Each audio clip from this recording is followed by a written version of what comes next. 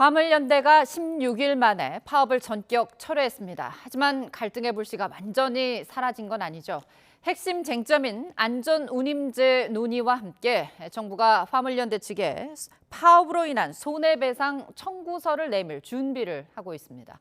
고려대 노동문제연구소 김성희 교수와 함께 화물연대 파업이 남긴 거 정리해 보겠습니다.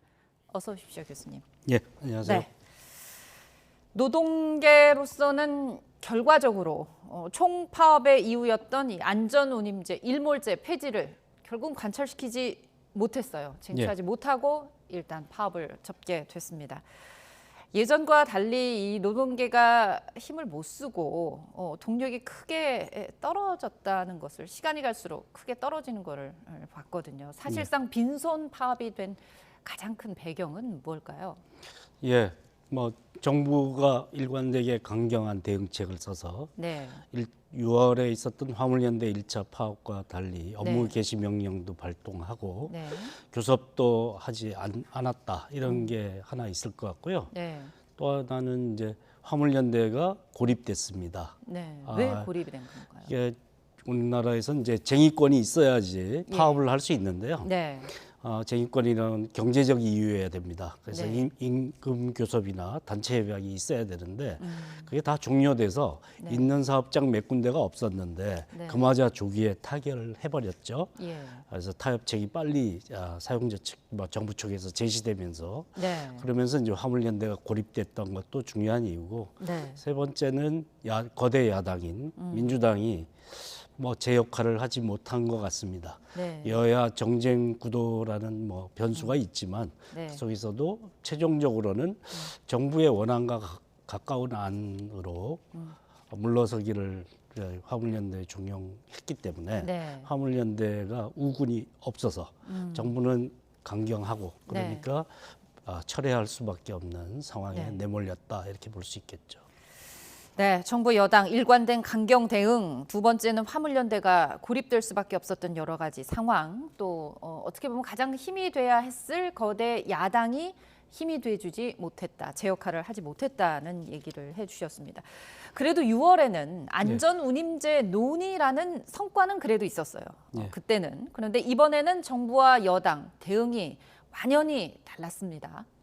법과 원칙을 앞서 얘기해 주신 대로 앞세우면서 노사 법치주의를 바로 세웠다. 이런 나름의 자평이 있기도 하지만 노정 대화를 거부했다는 비판도 한쪽에서는 얻고 있거든요. 어떻게 보셨습니까? 예, 법과 원칙, 실정법상 정부는 이제 실정법의 수호자니까 실정법상 노동자도 아니고 화물연대가 노동조합도 아니다. 사실상 맞는데요. 국제법상으로 보면 또 그렇지는 않고요. 이제 ILO가 권고한 바에 따르면 그렇지 않은데 또 실질적으로 IMF 경제 위기 이후에 이제 자영업자로 바뀌었는데 정규직이었던 분들이 그런데 내용상으로 트럭 가지고 있다고 화물 운송할 수 있는 게 아니지 않습니까?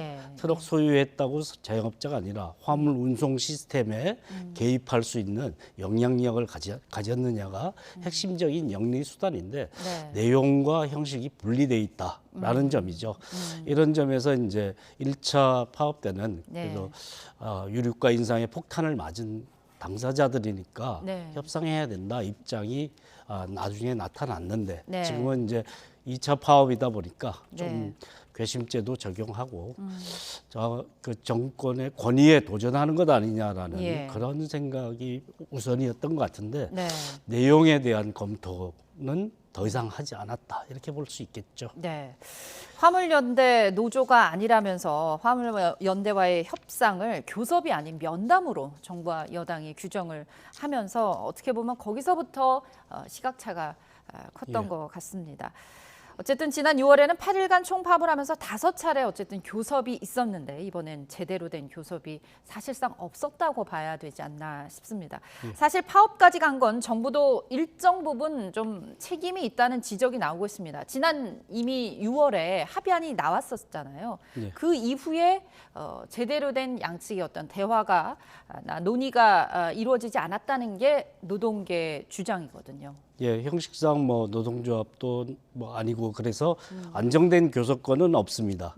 파업하지 않으면 이 문제에 관심 기울이는 사람이 별로 없는 상태죠. 예. 그러다 보니까 1차 파업 때 합의안이 나왔는데 그 해석을 둘러싸고 정부와 이견이 있었습니다. 예. 정부는 3년 연장안만 수용하기로 했다라고 했고 네, 화물연대 입장에서는 그게 아니라 범위를 확대해야 된다는 문제와 상시 제도화에 대해서도 검토하기로 했다. 네. 그래서 법 개정 시한이 이제 올해 말이니까 12월 예. 말 전에 이에 대한 논의를 진전시키기로 했는데 진전을 안 시켰다. 예. 그래서 대화를 하려면 대화를 요구를 해도 응하지 않기 때문에 네. 이에 대한 목소리를 듣는 방법은 파업밖에 없다. 이런 상황에서 이제 파업을. 굉장히 무리한 방법일 수도 있다라는 걸 후폭풍이 염려가 되는 걸 감안하고서도 2차 파업에 나설 수밖에 없는 처지였던 점도 네. 고려를 할 필요는 있었다라고 봅니다. 그런데 하여튼 네. 정부는 이에 대해서 전혀 더 아주 형식적인 실정법에 대한 논의로 되돌아가 버려서 네. 강경한 태도로 일관해 왔다라고 그래서 두 차례 만났는데 실질적으로 교섭을 한 거는 아니었던 것으로 네. 보입니다. 네, 문제는 지난달 정부와 여당이 제안한 안전운임제 3년 연장안도 불투명해졌다는 겁니다. 일단 노정 간 양측 입장부터 들어보시죠. 안전운임제도가 모든 화물노동자들에게 적용되고 도로의 안전이 보장되는 그날까지 동지들과 함께 힘차게 투쟁하겠습니다. 지난 화물연대 집단 운송 거부는 우리 경제와 민생에 천문학적인 피해를 줬습니다. 그렇지만 다른 한편으로는 우리 모두 화물업계의 제도 개선을 모색하는 계기로 삼아야 할 것입니다. 네, 지난달 정부와 여당이 제안한 안전운임제 3년 연장안 불투명해졌다를 네. 넘어서서 정부는 원점에서 재검토하겠다 이런 식으로 네. 입장을 완전히 바꿨습니다. 이유가 네. 뭘까요? 민주당이 그 파업을 철회하는 그 중재안 비슷하게 네. 단독 처리를 법사위 상임위에서 했지만 예. 상임위 법안 소위에서 했죠. 그런데 민주당이 그 정도의 안을 가지고 중재를 하려고 하니까 네. 원칙적인 입장으로 간 것이 아닌가.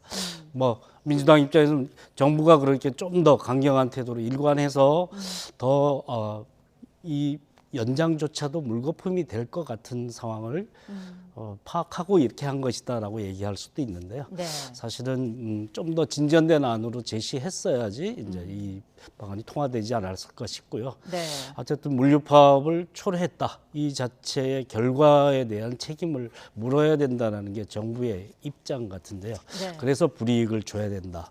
이런 판단을 하는 것 같은데 네. 정부가 좀 그렇게 괘씸죄를 적용하는 방식으로 네. 이 제도의 운명을 결정하는 것은 바람직하지 않다 이렇게 예. 생각합니다. 말씀하신 것처럼 민주당이 이제 안전운임제 3년 연장안 단독으로 상임위를 통과시켰습니다. 당연히 국민의힘 반발하고 있고 이제 올해 말까지니까 오늘이 12월 11일입니다. 안전운임제 종료까지 이제 딱 20일 남았는데 어떻게 예. 결론이 나야 할까요?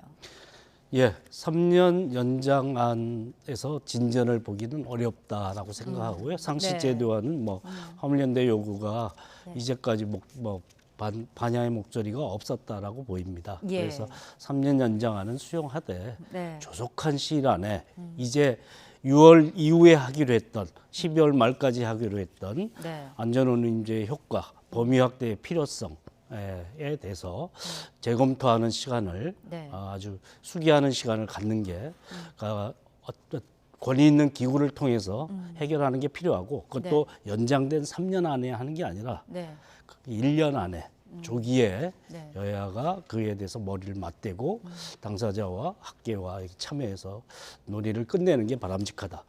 왜 3년이 아니라 1년이냐 네. 하면 잊어버릴 거거든요. 정치권은 이 문제에 대해서 파업하지 않으면 잊어버릴 거니까 예. 다시 또 파업해야 이 논의가 불이 지펴지는 이런 양상으로 계속 이어지는 것은 바람직하지 않기 때문에 네. 시한도 좀 못 박는 것 그것은 좀 반드시 필요하다라고 생각합니다. 네.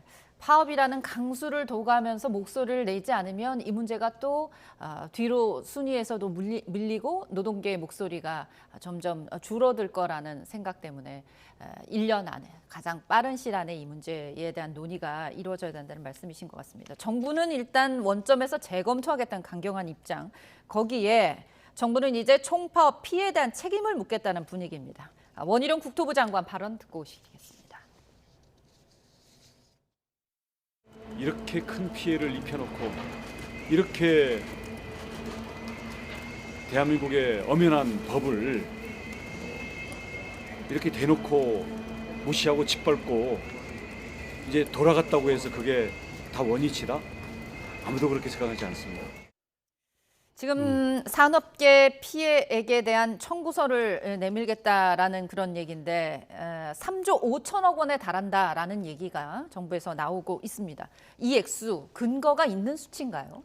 예, 파업으로 인한 피해 액수를 산정할 때 네. 이게 사실은 모두를 매몰 비용으로 생각하는데 다 네. 회복 불가능한 그런 손해이냐 네. 면밀히 따져야 되는데 그러지 네. 않고 원래 매몰 비용이 아니라면 이자만 따져야 되죠. 근데 예. 원금까지 다 넣어서 다음에 잠재적, 간접적 피해 모든 걸 추산해서 네. 그냥 과다 계상되는 경향이 있습니다. 예.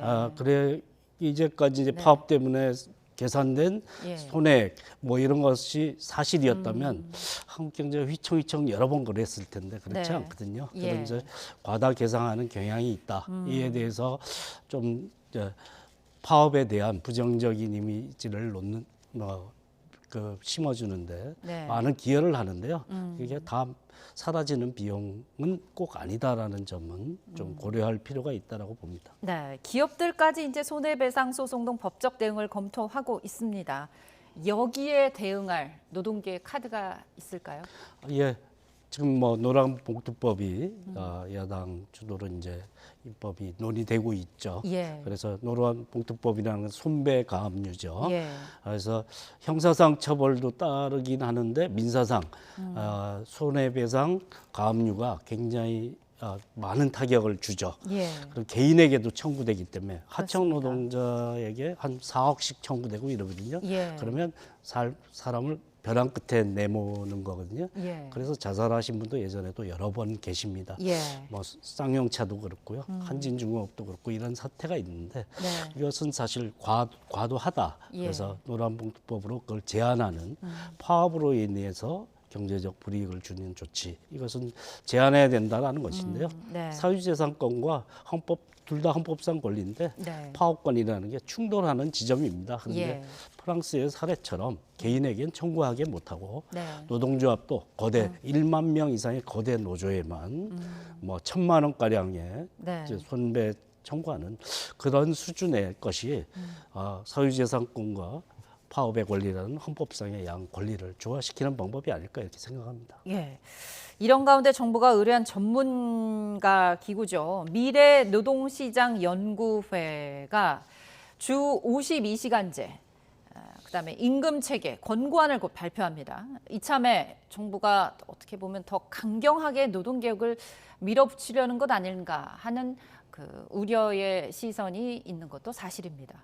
예, 이게 1차 발표된 가안을 봤는데 별 그렇게 뭐 이렇게 새로운 내용이 많지는 않고요. 예. 사안의 성격상 진도 나가기가 어려운 사안들입니다. 두 가지가 다. 그렇군요. 왜냐하면 52시간 상한제 도입할 때 이제 탄력제, 유연화제도 이런 거는 가능한 한 다 도입했고요. 네. 뭐 또 추가로 할 수 있는 건 있지만 짜투리 수준이고 그래서 그렇게 52시간 상한제의 근간을 흔들지 않는 한 네.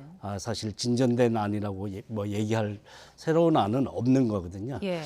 그렇게까지는 나가지 못하지 않을까 생각합니다. 월 단위 시간제로 바꾼다 쉬운 일이 아니고요. 예. 그런 방식으로 근간을 흔드는 우회적인 방법을 쓰기도 어렵다라는 점이고요. 예.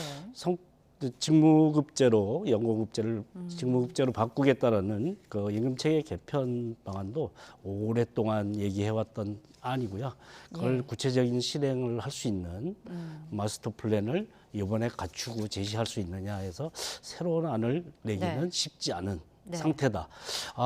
심정으로는 뭔가 이 구조적으로 바꾸는 그런 안을 제시하고 싶은데 구체적으로는 뭐 이렇게 명확하게 제시할 수 있는 안들이 실현성 있는 방안으로 하기가 어렵다. 이런 점이 이제 고충 사항이겠죠. 네. 그렇군요. 또 하나만 마지막으로 더 여쭙고 싶은 게요. 앞서 공정거래위원회가 화물연대를 노조가 아닌 사업자 단체로 규정을 했습니다. 그래서 이게 불법 파업이라는 어떤 예. 명분이 됐습니다. 그런 점에서 우리가 아까도 말씀을 하셨습니다만 과연 형식과 내용 면에서 노동자성이라는 걸 어떻게 규정을 할 수 있는 건지 좀 더 이참에 명확한 어떤 개념 정의가 좀 이루어져야 되지 않을까라는 생각이 듭니다. 예.